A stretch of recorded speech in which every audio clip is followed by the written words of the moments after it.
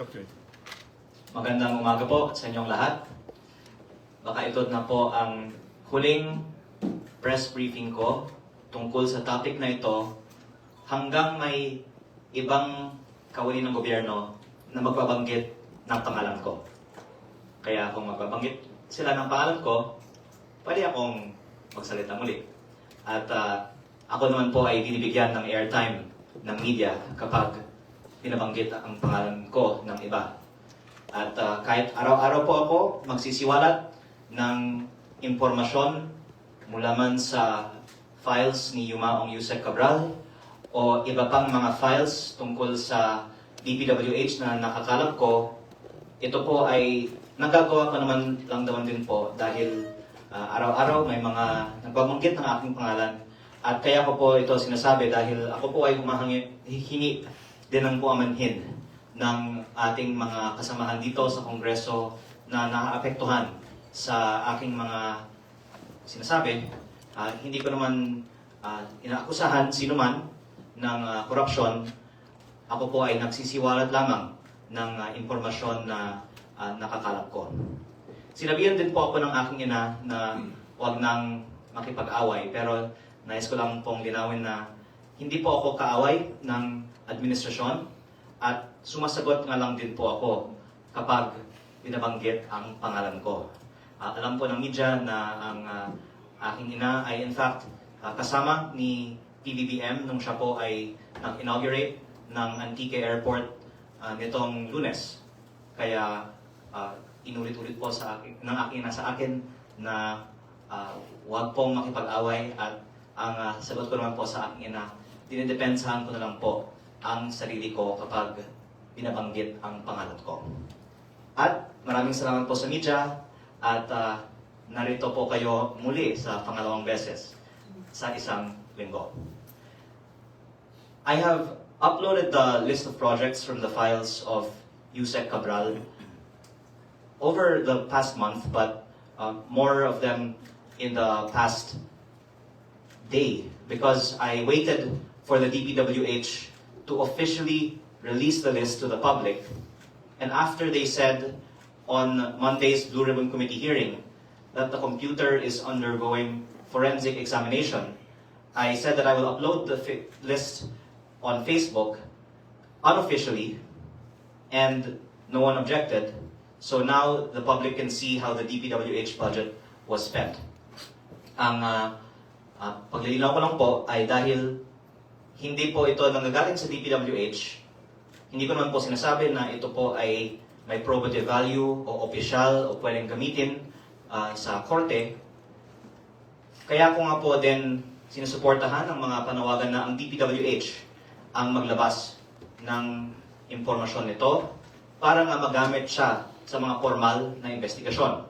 Pero wala naman po sigurong masama na ilabas ang mga impormasyon na ito for the public's information at baka ang mga concerned citizens ay makakatulong din sa mga investigasyon tungkol sa mga di umano'y anomalous projects. The 2025 NEP was divided according to the table that is behind me, which I also presented at the Blue Ribbon Committee hearing on Monday, according to the file of the 2025 NEP from the office of Yusek Cabral. And as you can see, the allocable budget is 401 billion pesos. Alam niyo na po na ang allocable, ang terminology para sa budget na pwedeng amyendahan ng mga district congressman.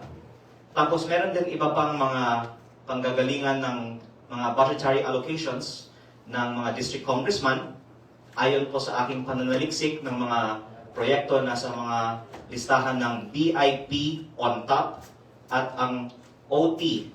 Meron pong mga listahan dito na ginagamit para sa additional projects ng mga district congressmen pati na rin po ng mga party list representatives. Meron din po dito para sa senators, 20.5B.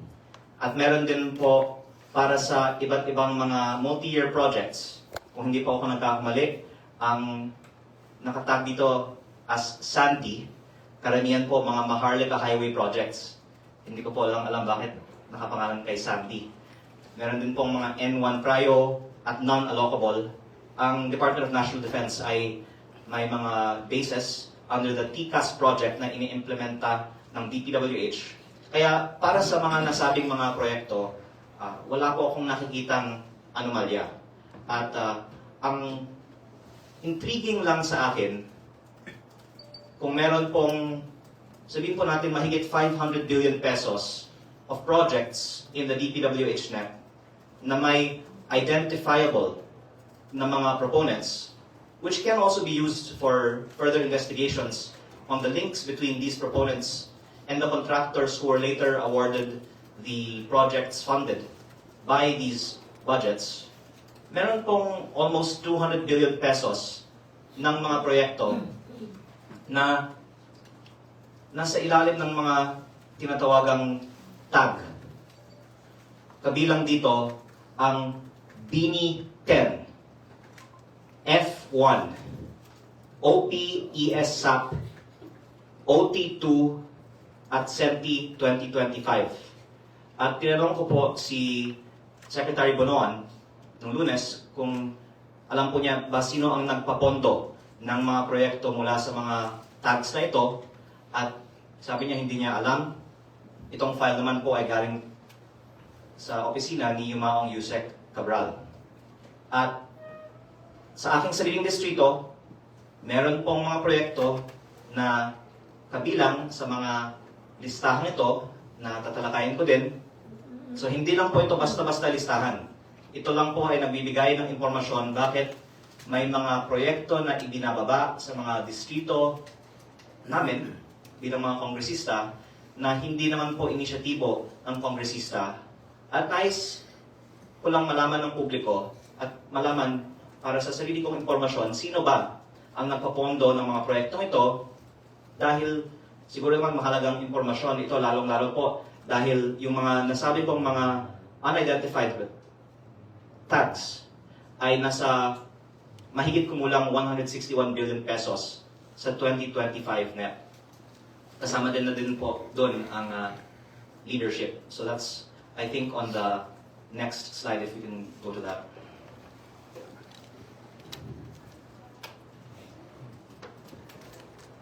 Nasa Facebook page ko po ang list ng mga projects na nagbubuo ng 161 billion pesos sa 2025 net, ayon sa file ni Yumaong Yusek Cabral. At pagkatapos ng approval ng budget, na-bid out ang mga projects, at nasa DPWH records ang winning contractors, kaya binangga lang po namin ang winning contractors sa mga nasabing mga project tags. At ito po ang mga top contractors.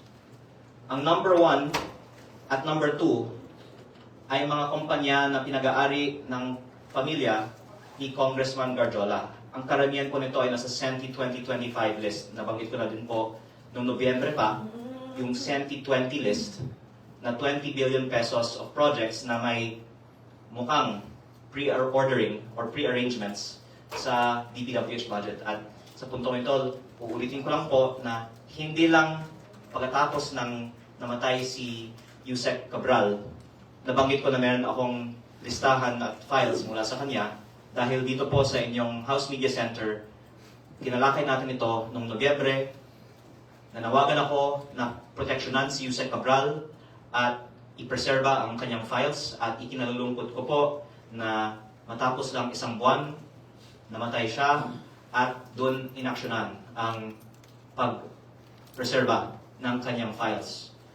Noong Nobyembre pa ko po sinasabi ito, nanawagan ako na maging siyang state witness or mabigyan ng witness protection para maipaliwanag niya ang mas malaki pang mga anomalya sa alokasyon ng DPWH budget. At all that time, wala din pong nagsabi na unauthorized pong kinuha ang files mula nung sinabi ko po ito in public pa sa Nobyembre. But moving on the list, you can see the rest of the contractors named here. Ayoko pong mag-reach ng conclusions na may anomalya o korupsyon sa mga kontratang ito. But I would like to point out that first, I credit PBBM for opening up the discussion on corruption in the DPWH and exposing his own list of the top 15 flood control contractors in early August 2025, where it was pointed out that there is a high concentration of projects awarded to the top contractors. 20% more or less went to the top 15. The top 15, based on our estimates, and these are imprecise, meron din po kasi mga hindi namin mahanap sa DPWH records na mga proyekto dito, pero sa mga nahanap namin, the top 15 contractors of this 161 billion pesos list of projects got 25% of these projects. At ang lumalabas, mas mataas ang concentration ng mga proyekto na na-award sa mga top contractors at mas malalaki ang mga average halaga ng mga kontrata ng mga proyekto sa mga nasabing listahan. If we could please go on to the next slide. Kahawig po nito ang mga top contractors ng mga DPWH projects funded by unprogrammed appropriations. Meron din pong files mula sa opisina ni Yusek Cabral na naglalaman ng mga saro ng mga proyekto na pinondohan ng unprogrammed appropriations, pero hindi ko pa ito tinatalakay dahil may iba naman din pong mga nag-distribute at public documents naman po ang mga listahan ng mga proyekto na pinondohan ng mga unprogrammed appropriations. Ang ibang mga journalists ay pwedeng gumawa din ng pananaliksik tungkol dito. Pero ang ginawa lang po ng aking team ay binangga ang mga proyektong ito sa DPWH records ng mga winning contractors at nakita po namin na ang top 15 contractors mula sa UA, more or less, ay nakakuha ng mahigit 30% ng pondo ng DPWH mula sa UA. So kung mataas ang concentration ng top contractors sa flood control, at dahil over 20% daw ang top 15 doon, mas highly concentrated pa ang mga winning contractors ng mga proyekto na nanggagaling sa UA.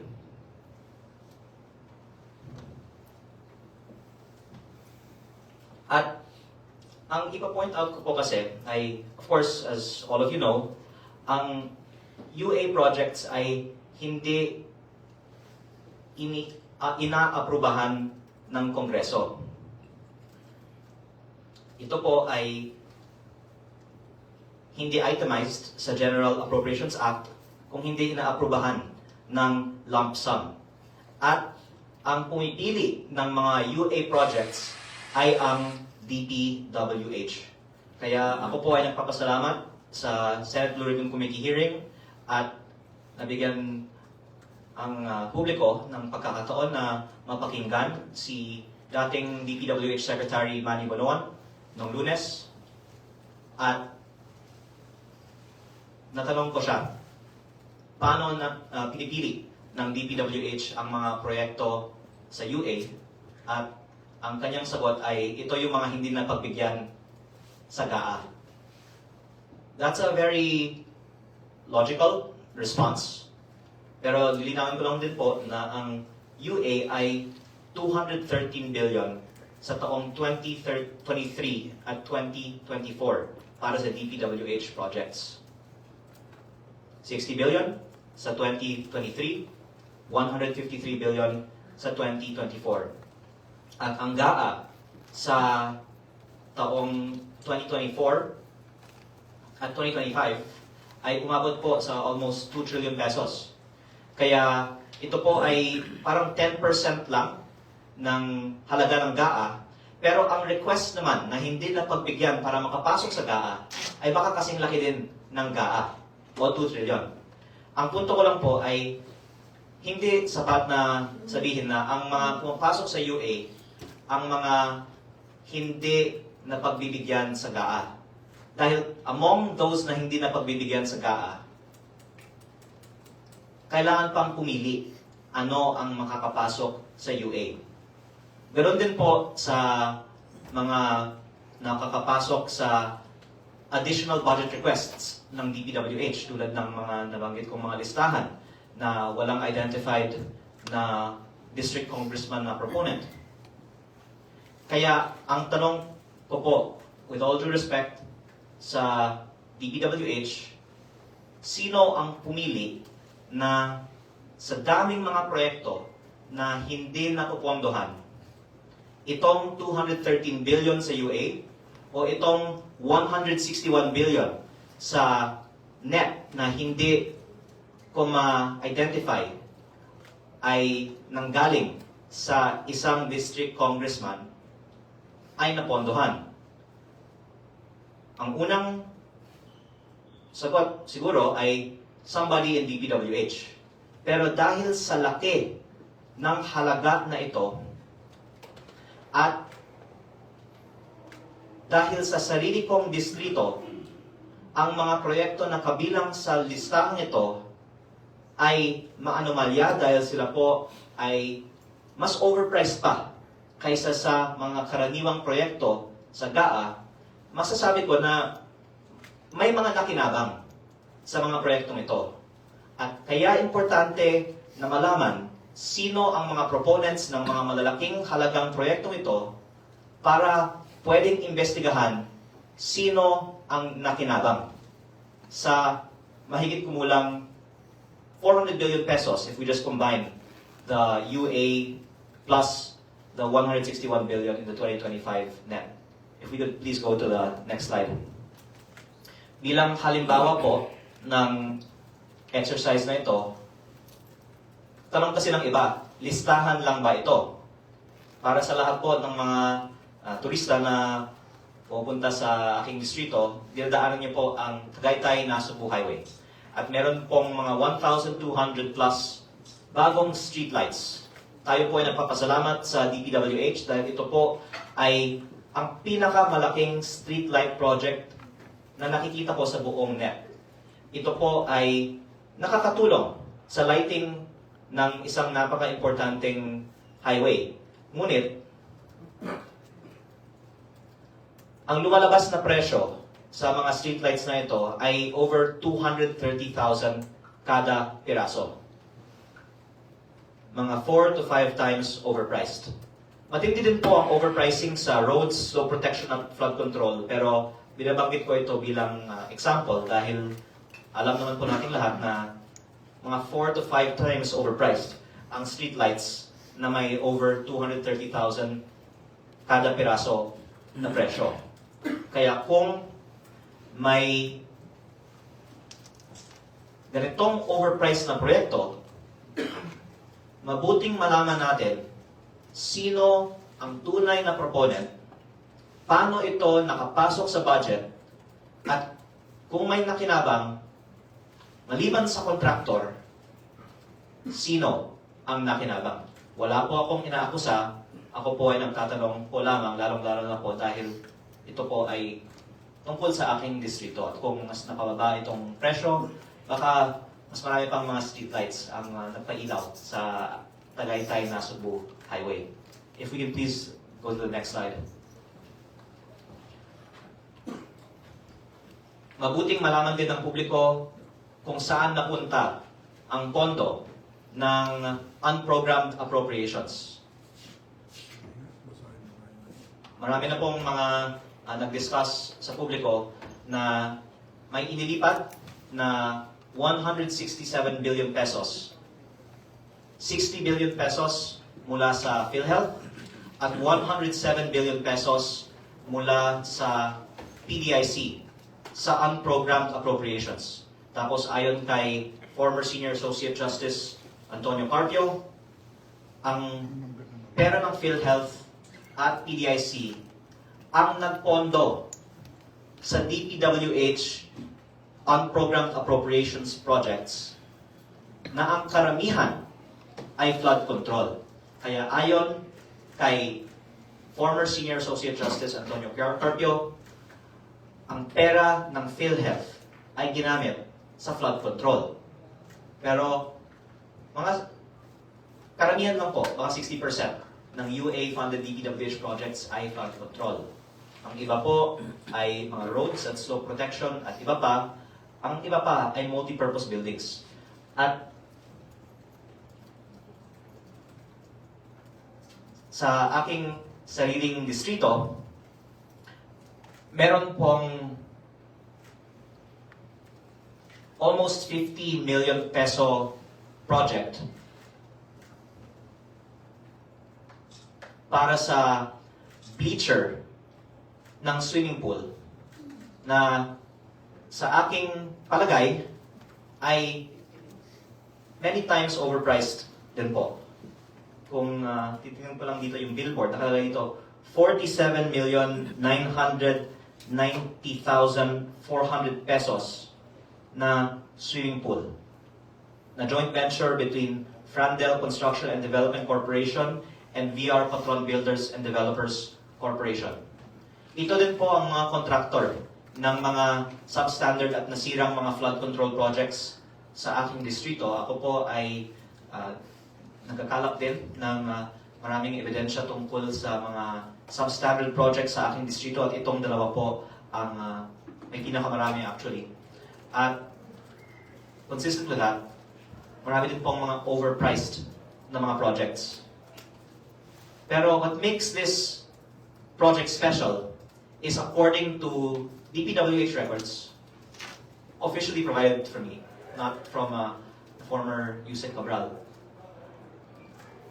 This was told to me by the DPWH to have been funded through unprogrammed appropriations.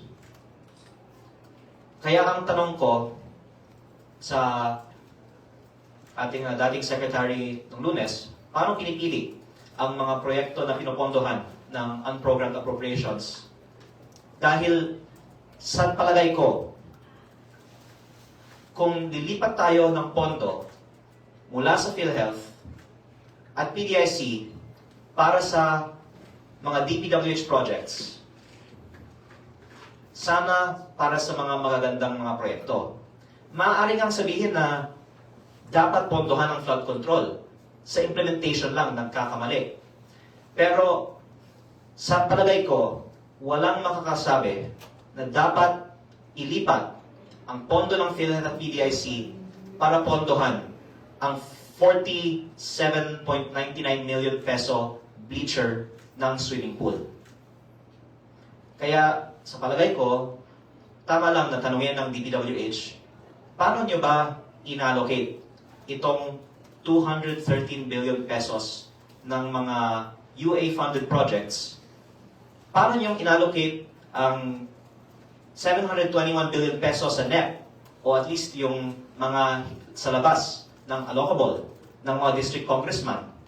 Dahil pag tinatanong ang DPWH tungkol sa ibang mga proyekto, minsan ang sagot ay Congress has the power of the purse. Lalong-lalo po pag ito ay BICAM insertion. Ang akusasyon nga sa Kongreso ay nakikialam ang Kongreso sa DPWH budget at dapat ipaubaya na lang sa DPWH ang pagpili ng mga proyekto.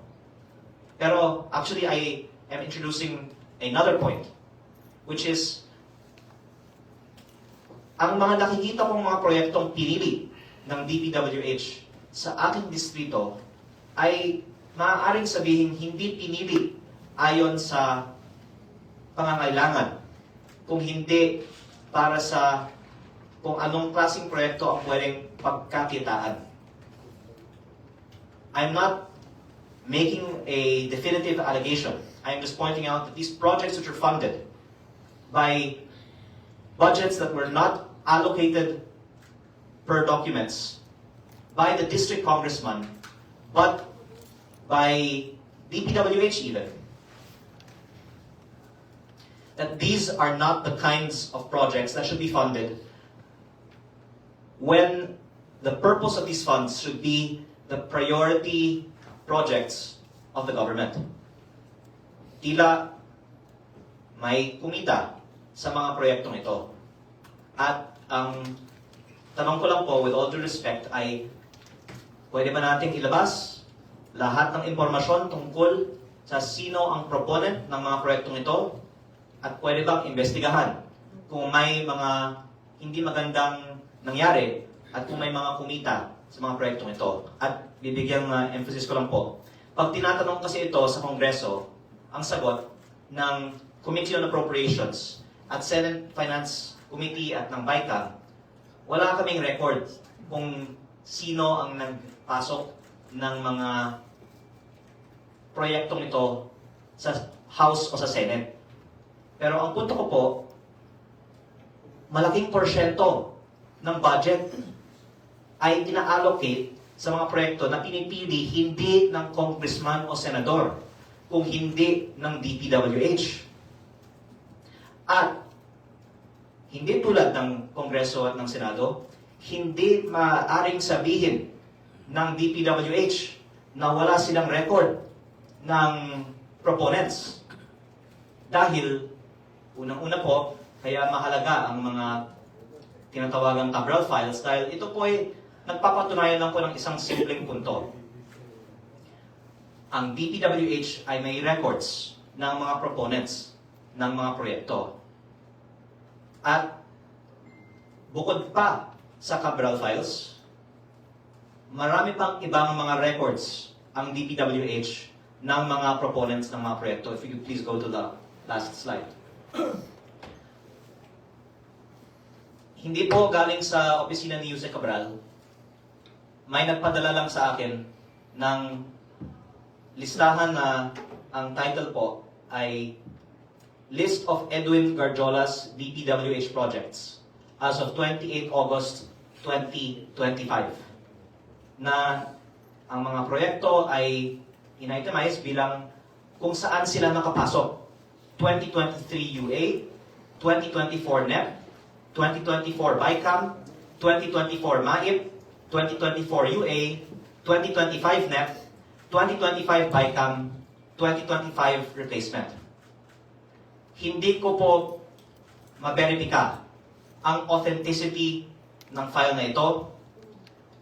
Ako po ay natutuwa na may mga mabuting tao sa DPWH na hindi ko pa na-meet, nagpapadala lang ng mga files na ito, pero sa tingin ko, mukhang credible ito kasi binangga namin ang listahan ng mga proyekto na ipopost ko din sa Facebook pagkatapos ito sa mga DPWH records. At ito po yung mga tunay na proyekto. At marami sa mga proyekto dito ay na-award sa mga kumpanya na pinag-aari ng pamilya ni Congressman Garjola. At ang iba naman ay na-award sa mga kumpanyang may kaugnayan kay Congressman Garjola. Wala po akong inaakusa. Ako po ay naglalabas lang ng impormasyon. Pero ang tanong ko lang po ay kung sa 28 August 2025 may ginawang file ang DPWH ng mga projects of Congressman Edwin Garjola, dalawa po ang aking tanong. Unang-una po, ibig sabihin ba may listahan ang DPWH ng mga proponents ng mga proyekto sa lahat ng budget allocations mula UA, NEP, BICAM, MAIP at iba pa? Kung alam ng DPWH ang mga projects ni Cong Garjola, alam pala ng DPWH ang projects ng iba't ibang mga proponents. Kaya, sana, ibigay ang mga files na ito sa Ombudsman so that the proper process can be undertaken and used this in aid of their investigations. At mas maganda kung isa publiko ang mga ibinigay na mga listahan ng mga politiko kahit sa BICAM. Ang sabi ng DPWH, wala silang alam sa insertion sa BICAM. Ayon sa listahan ito, may kopya pa pala sila. ng mga projects proposed sa BICAM. Baka naman mali itong file. I'm just sharing what was given to me. Pero ang pangalawa kong tanong naman sa DPWH, kung totoong alam naman nila na ang mga projects proposed by a member of the House, ang mismong na-award sa mga kumpanya ng kanyang pamilya, August 28, 2025 pa ang file na ito. Bakit hindi pa lumabas itong file sa mga investigations at ginamit para magbuo ng kaso ng mas maaga? At bakit kung sino-sino pang iba ang kinakasuhan sa mga flood control investigations ngayon? Bakit inuna pa ang mga iba na hindi ko naman pong sinasabing inosente? Pero August 28, 2025 ang file na ito. Ang ibig sabihin ng file na to, alam pala nila yung proponent ng proyekto ay may kaugnayan sa kontraktor ng proyekto. At sana matapos ito, ilabas na ng DPWH ang lahat ng kanilang mga files tungkol sa mga proponents ng mga proyekto at pwede rin ipaliwanag ng mga kawani ng DPWH. Paano ba binubuo itong budget?